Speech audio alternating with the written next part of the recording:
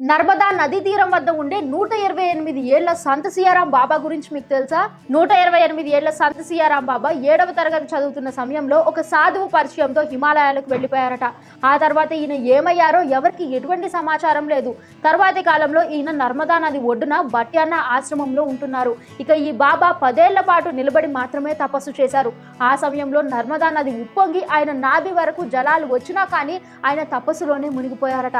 ఇక 12 ఏళ్ల పాటు ఆయన మౌన తపస్సు కూడా చేశారు.